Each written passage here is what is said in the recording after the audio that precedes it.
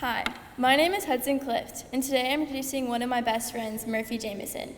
Murphy and I have been friends through it all, and I mean through it all, from pre-K to our cringy middle school days and now to senior year. She has been my go-to advice giver and a positive light in my life for the last 15 years. I truly could not have survived every math and science class we have had together without her. She is one of the most empathetic people I know, and I know anyone can always count on her to have their back. The class of 22 wouldn't be the same without her.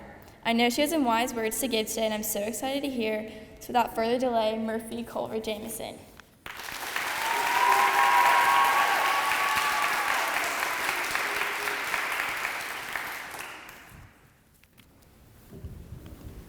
Study nature, love nature, stay close to nature, it will never fail you by Frank Lloyd Wright. Growing up, I loved being outside. My family loved going to the beach, going to our farm, and playing in our backyard all day and night. My parents made sure my sisters and I had time outside no matter where we were, and we loved it. My dad was the primary reason for this. We did the regular activities like watching cartoons, getting ice cream and donuts every week, and going to the park, but it was different with my dad. He believes in the importance of going outside, putting down our phones, and really being with each other.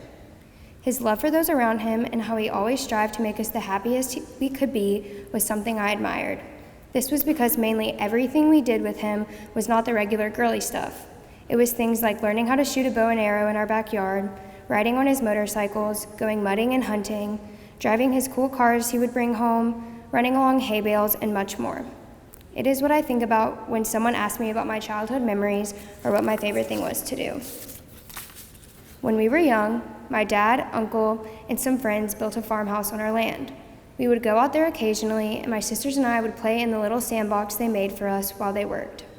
We would sit and watch, and eventually had a house that was so charming and safe to my younger self. It still is.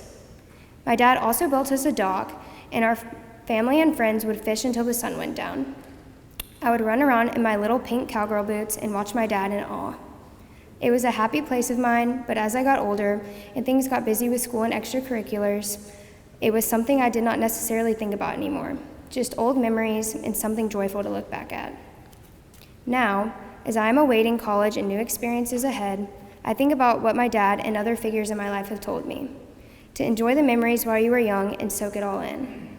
You hear this all the time growing up, that time flies and before you know it, you'll be out of high school and starting a new chapter of your life.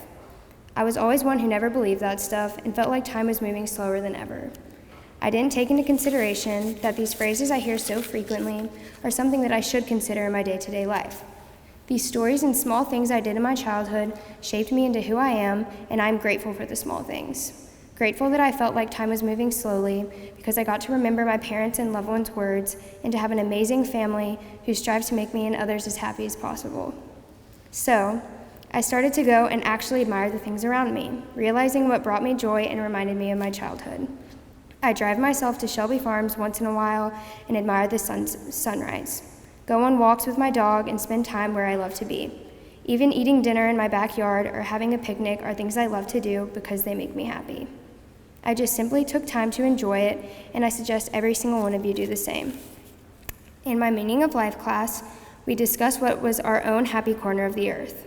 As I questioned my own happy corner of the earth, I could not think of a specific place. I knew I had places that were my happy corner, but I thought a lot more deeply about this conversation than I thought I would. As people mentioned their favorite spots, travel places, and meaningful corners of their own lives, I answered with nowhere. Not because there aren't many places I could call my little corner, but because the places themselves aren't what I associate myself with. It's the people and feelings I get there with them. Just find happiness. To be in a place where I find myself not worried about everything going on and can let my stress go.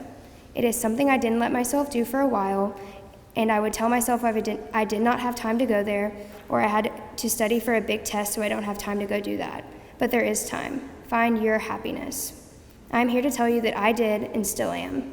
Go find your happy corner of earth because there's a place for all of us, even if you have not found it yet. To my amazing class, thank you for being one of my happy corners on this earth and being a shoulder to lean on for my whole life. You are all so special, and I hope wherever we all end up, there is somewhere for each and every one of you to call your happy corner. Thank you.